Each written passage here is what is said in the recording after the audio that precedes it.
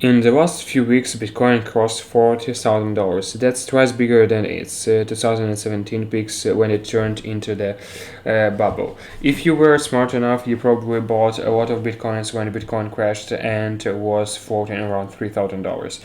If you invested in Bitcoin just 2 years ago, you could have easily grown your money by at least 10 times. But the question is, how do you buy Bitcoins? I get it, there are a lot of the videos on the internet explaining how to buy the Bitcoin, but let's be honest, most of this video doesn't answer the basic questions. How do I buy Bitcoin safety? Where do I get my private keys? Why do I even need the private keys? Where do I store my Bitcoins? How do I know that it's safe?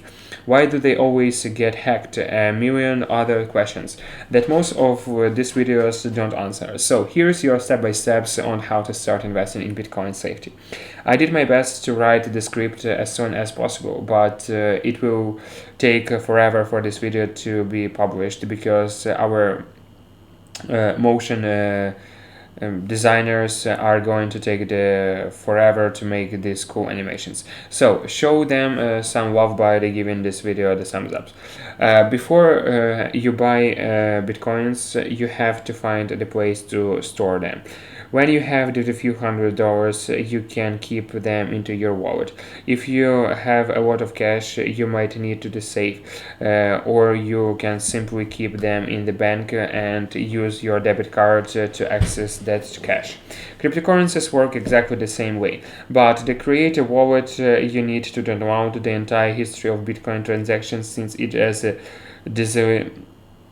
decentralized systems that controlled cannot be hacked. You need to have the entire history of your computer or hard disk, which you can get by going to bitcoin.org. Choose your operation systems and installs over 300 gigabytes of the blockchain. Good luck. Once you install it on your computer, it will automatically create the file called wallet.dat, which is going to be your wallet. If you open it, you will find a randomly generated code, which is your address. If someone wants to send you Bitcoin, they can do that throughout the address. Theoretically, you can create unlimited numbers of these wallets within that file.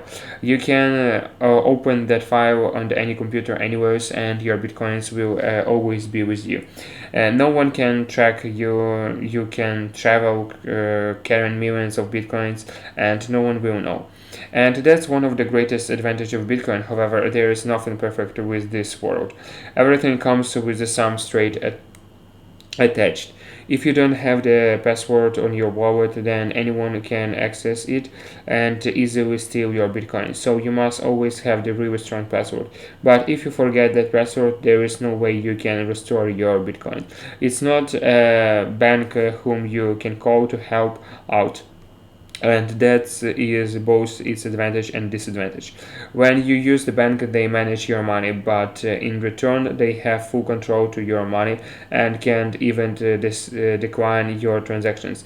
But if something goes wrong, they are responsible.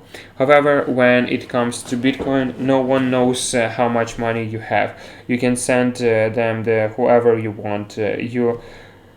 And no one can freeze your account. Your money is safe, but you will be managing your money now and not the bank, which means if something goes wrong, even if you accidentally send Bitcoin to the wrong person, you can't fix it.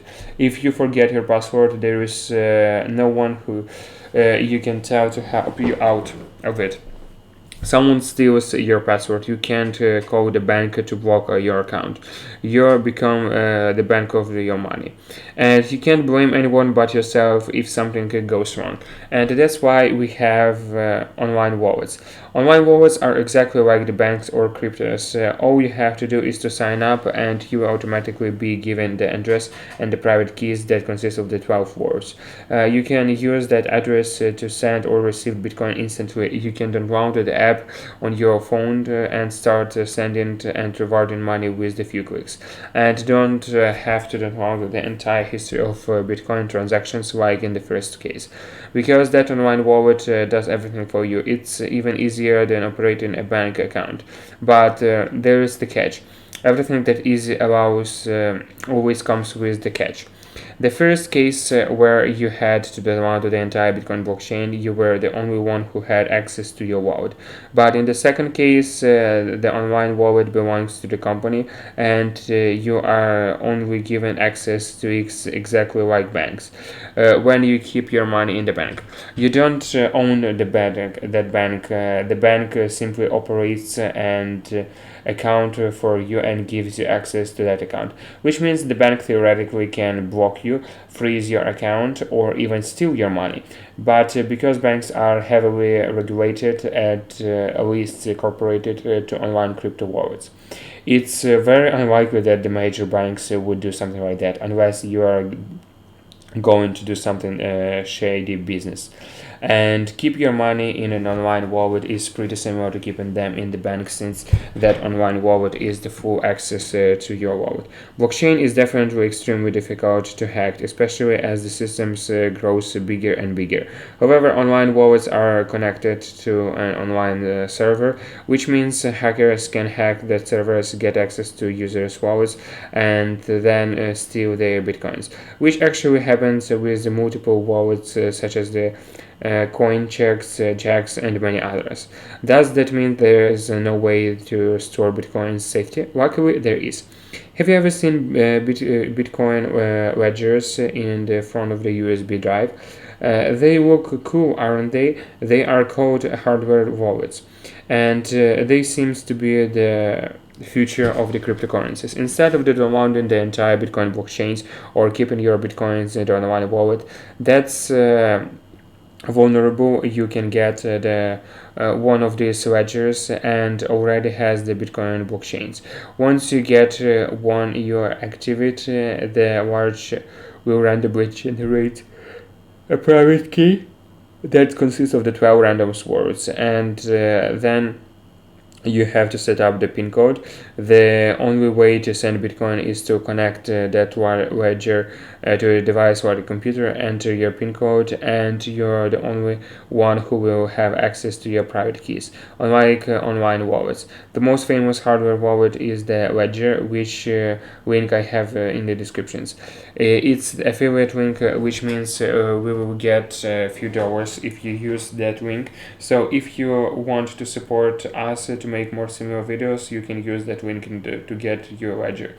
How to actually buy Bitcoin? Once you have determined where you want to store your Bitcoin, it's time to find out how to buy Bitcoins. Cryptocurrencies are traded like the stocks. You need the broker that can help you to find out someone who is willing to exchange these Bitcoins for a certain amount of the US dollars, for example, such as the Coinbase or Germany.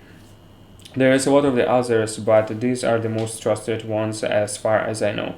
Again, I have left a affiliate link to those who want to support us. You just have to sign up and use your Bitcoin address when buying Bitcoins. Pay attention to the fees, because based on the methods you want to use to pay for Bitcoin, fees could be from the tiny percentage to a decent amount. You don't want to end up paying the fortune in fees. So pay attention to the fees. But the question is, should you use the online wallet or the hardware wallet? The answer is both. Hardware wallets are the better options if you want to buy a lot of Bitcoins and hold them for a long time, while online wallets are much comfortable for day-to-day transactions. If you are just starting out and want to play around with an online wallet, if you want to get serious and want to invest heavily in cryptocurrencies, then it's much safer to spend $100 and get a ledger. Just to make sure that your bitcoins are safe, but remember that if you forget your private keys, you will lose your bitcoins forever.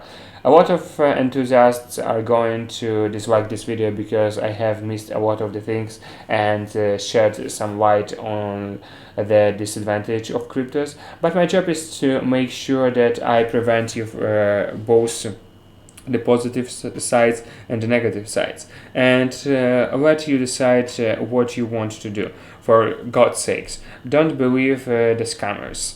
who are going to use our name to ask for the money or scam to any others way.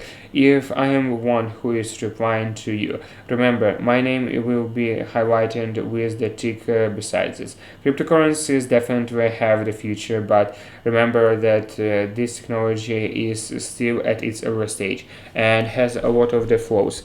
That's the nature of any new technology. It will take us some time to fix all the issues and to make it both safe and easy to use. It's like the internet in 2000s. Bitcoin price could reach $1,100 or even $2,100, but it also can crash to rock bottom and worse pennies. I'm not discovering anyone, but if you decided to invest in Bitcoin, remember that it's the risky investments, which means if it succeeds, you will get generously rewarded. If it doesn't, you can end up losing your entire investments. It's possible to explain everything in the 10 minutes videos, but I hope this video answered you the major questions about how to buy Bitcoins, where to store your Bitcoins, and how safe these wallets are. If you want to support our channel, you can do so by using your affiliate links in the descriptions. And remember that you can track my investments by joining my Patreon and get 4 free stocks from the VBull if you offer an account to deposit $100. Thanks for watching, and until next time.